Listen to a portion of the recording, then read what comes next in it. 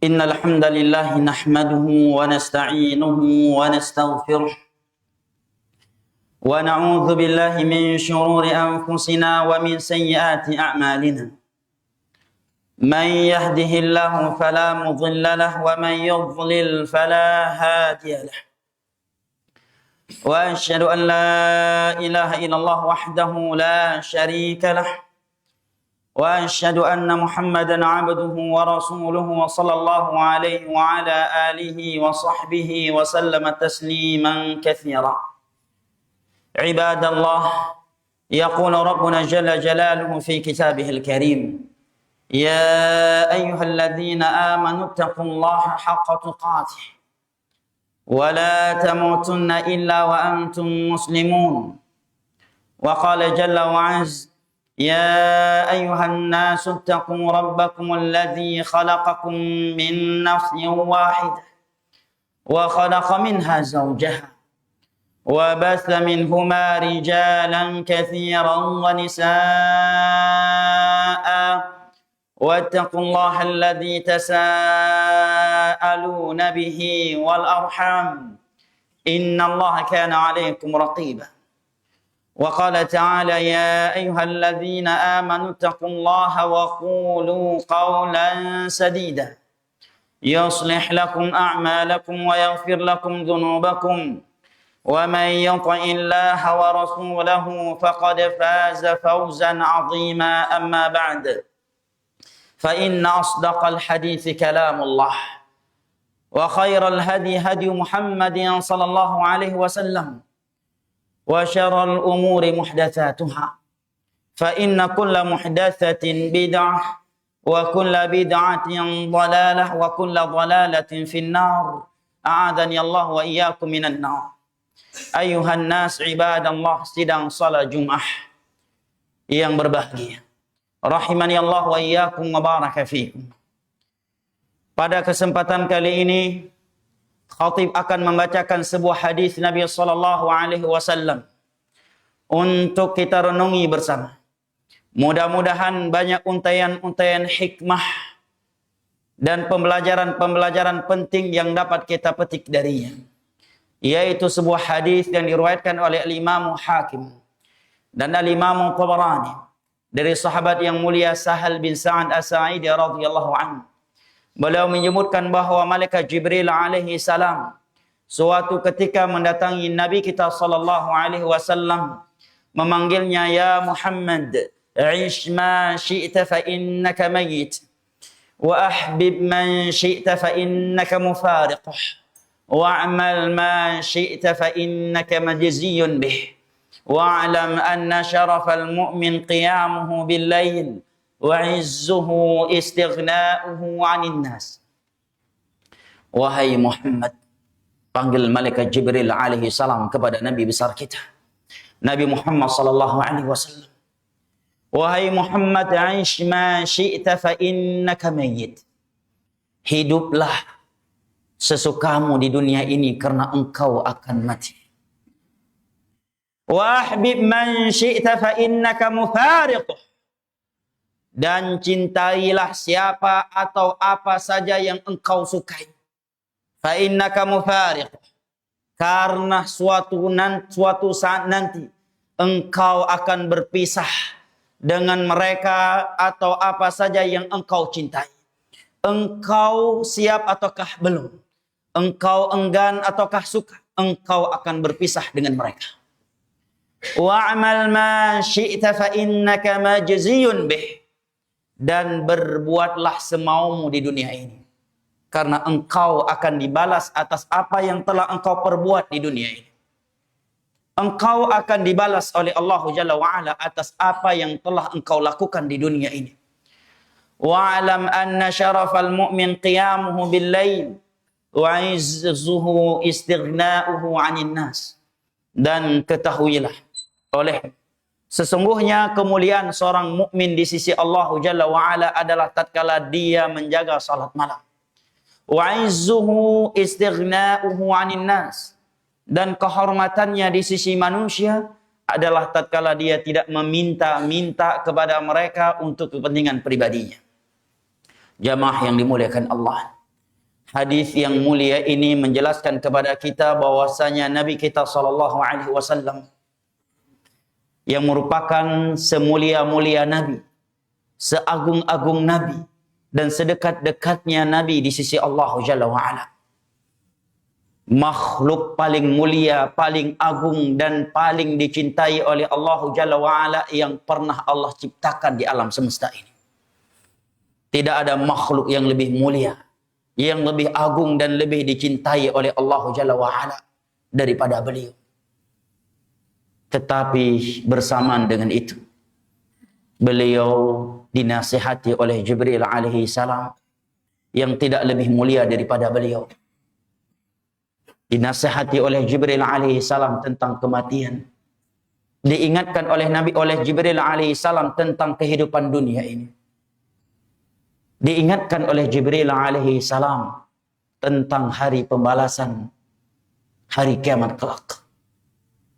Jibril alaihi salam memanggilnya, ya Muhammad, aish ma syi'ta fa innaka mayyit.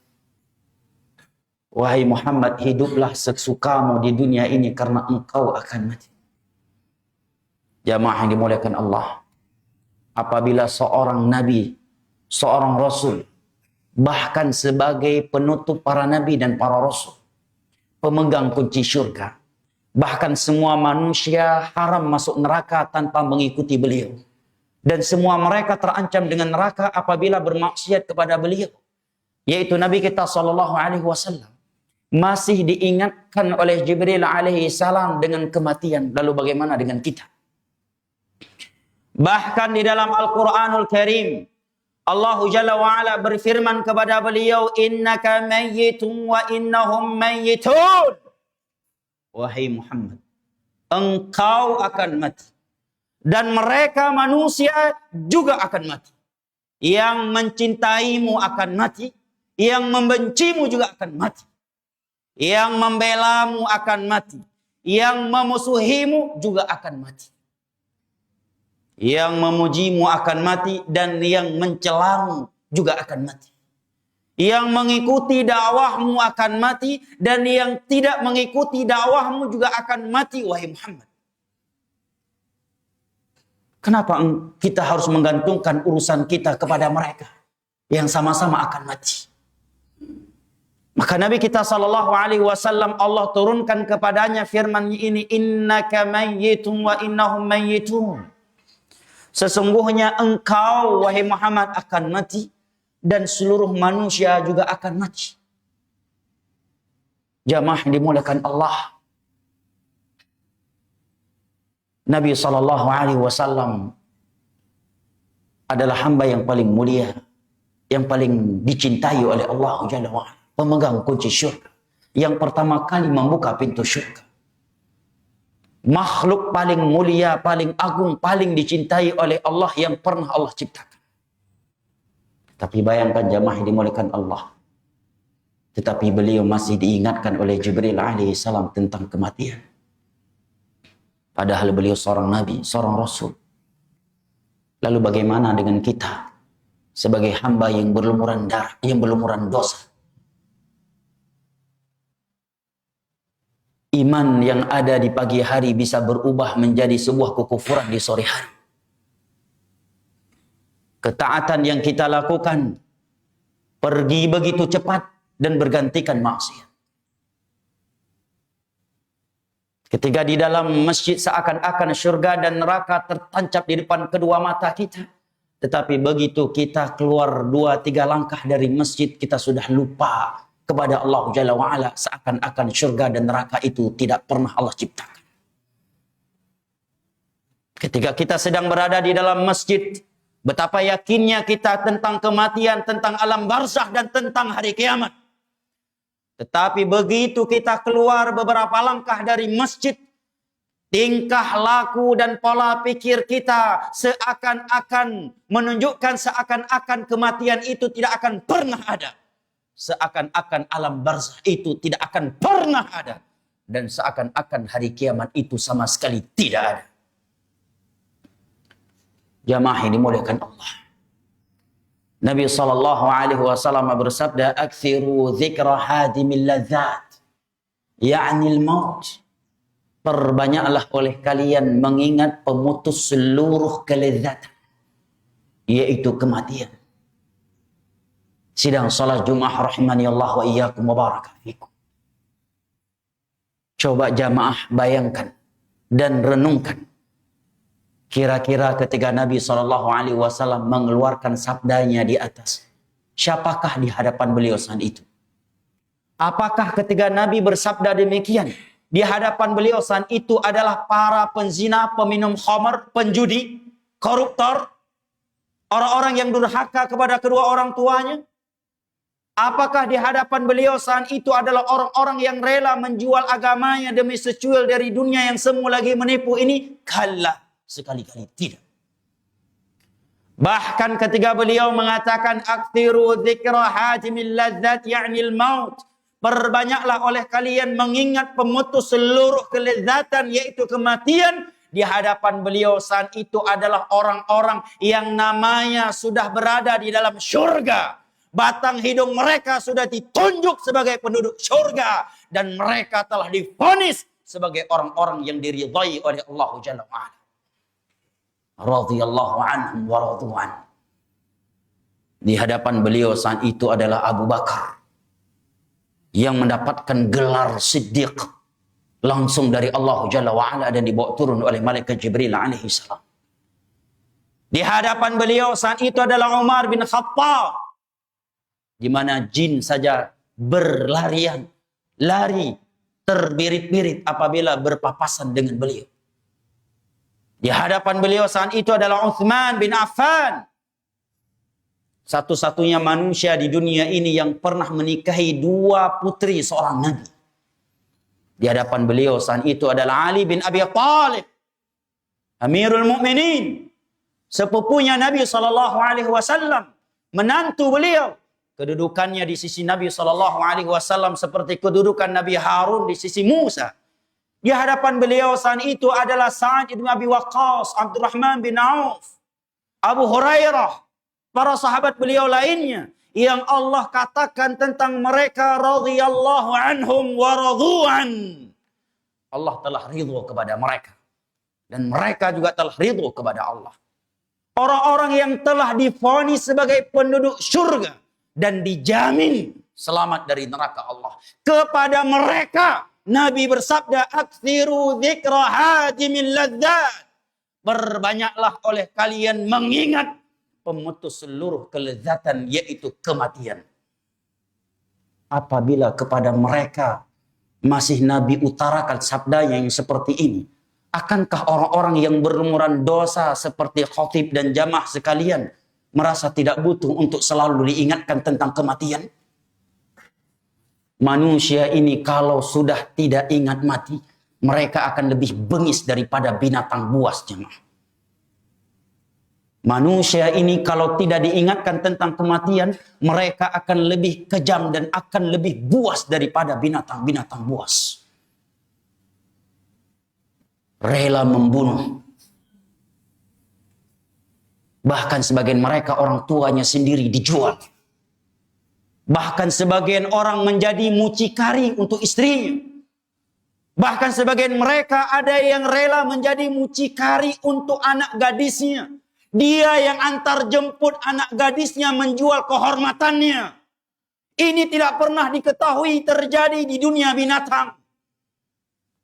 Makanya manusia ini kalau sudah lupa mati, mereka akan lebih kejam, akan lebih sesat dan lebih bengal daripada binatang ternak. Bahkan Allah katakan ulaika kal an'am bal hum adall. Sebagian manusia itu seperti binatang, bahkan mereka lebih sesat daripada binatang.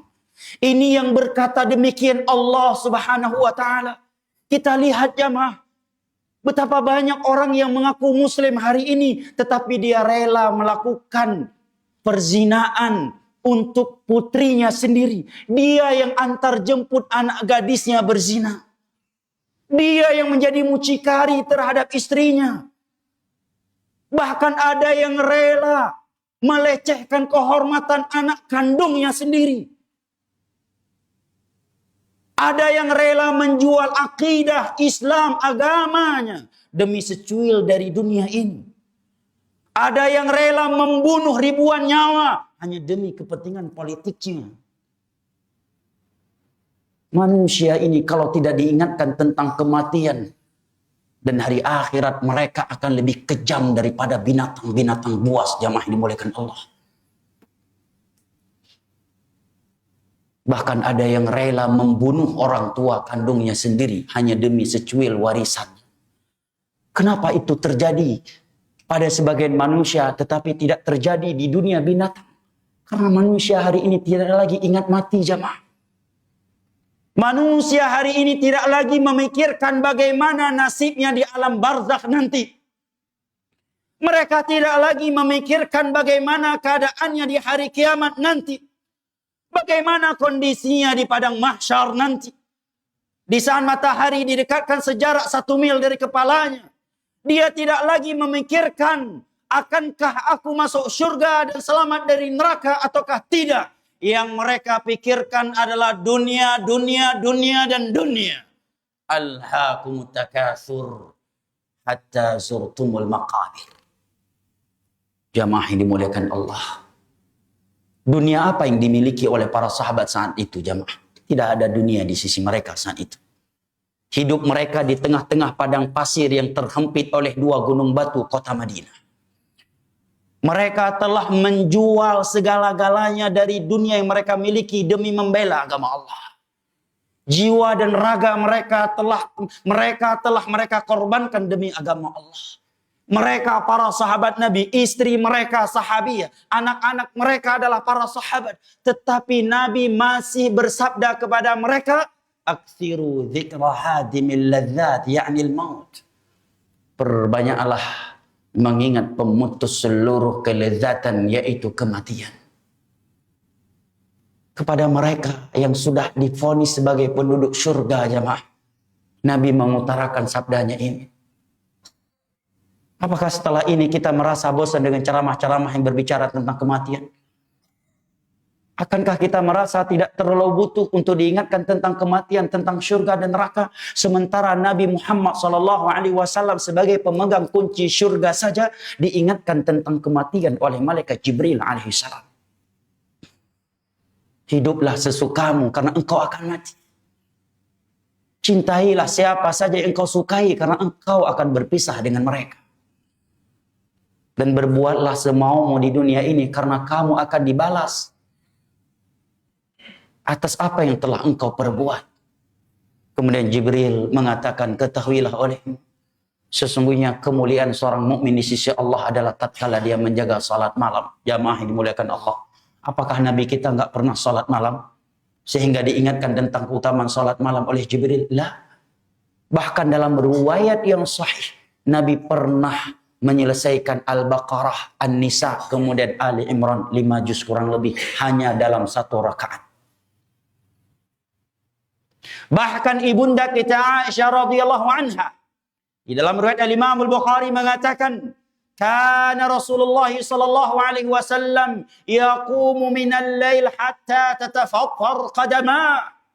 Nabi itu melakukan salat malam sampai-sampai kakinya itu pecah-pecah dan membengkak karena panjangnya salat malam yang beliau lakukan. Kepada orang yang seperti ini, Nabi dan Rasul yang seperti ini salat malamnya, Jibril mengatakan, wa'alam anna syarafal mu'min qiyamuhu bil-lail. Wahai Muhammad, ketahuilah olehmu kemuliaan seorang mukmin di sisi Allah itu adalah tatkala dia menjaga salat malam. Dan yang terakhir kata Jibril alaihissalam kepada Nabi besar kita sallallahu alaihi wasallam, wa izzuhu istighna'uhu 'anil nas. Dan kehormatannya seorang mukmin di sisi manusia adalah tatkala dia tidak mengemis-ngemis kepada mereka untuk kepentingan pribadi. Apakah Nabi pernah meminta kepada manusia untuk kepentingan pribadinya? Sama sekali tidak. Bahkan setiap kali beliau bangun, terlihatlah bekas kasarnya tikar di pundak beliau dan di punggung beliau. Sehingga sebagian sahabat yang melihat bekas tempat tidur, bekas tikar yang kasar di punggungnya, mengatakan, ya Rasulullah, inikah tempat tidurmu? Sementara raja-raja dunia memiliki tempat tidur yang begitu nyenyak. Bolehkah aku menyediakan untukmu tempat tidur yang lebih nyenyak dari ini, wahai Rasulullah? Ditawarkan. Maka beliau menjawab, mali walid dunya illa karajulin istadhalla tahta syajarah fatarakaha. Ada apa aku dengan dunia ini? Urusan apa aku dengan dunia ini? Tidaklah aku dengan dunia ini kecuali seperti seorang laki-laki yang sedang menempuh perjalanan di tengah padang pasir, kemudian berteduh di bawah sebatang pohon, kemudian dia pun meninggalkan pohon itu untuk melanjutkan perjalanannya. Kepada yang seperti ini, Jibril mengatakan, ketahuilah olehmu, kehormatanmu di sisi manusia adalah tatkala kamu tidak mengemis kepada mereka untuk kepentingan pribadi. Jamaah yang dimuliakan Allah, nasihat yang di atas sangatlah dalam maknanya karena datang dari malaikat yang paling mulia di sisi Allah dan disampaikan kepada Nabi yang paling mulia di sisi Allah. Semoga kita dapat mengambil banyak untaian hikmah dan pembelajaran dari nasihat yang diutarakan oleh Jibril alaihissalam kepada Nabi tercinta kita sallallahu alaihi wasallam di atas. Ayuhan nas ibadallah, aquli qawli hadza wa astaghfirullah wa atubu ilaih. Fastaghfiruhu wa tubu ilaih innahu huwa tawwabul ghafur. Barakallahu li wa lakum fil Qur'anil azim wa nafa'ani wa iyyakum bima fihi minal ayati wadh-dhikril hakim wa taqabbala minni wa minkum tilawatahu innahu huwas samiul alim.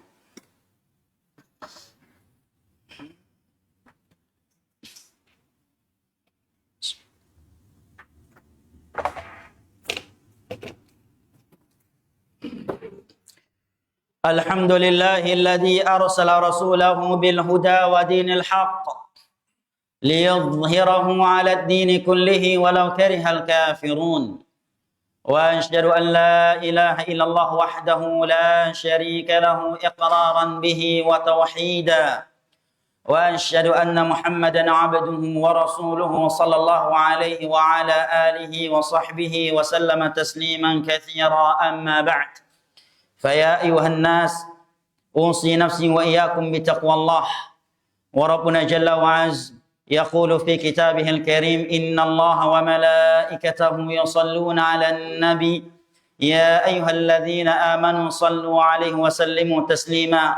اللهم صل على محمد وعلى آل محمد كما صليت على إبراهيم وعلى آل إبراهيم إنك حميد مجيد.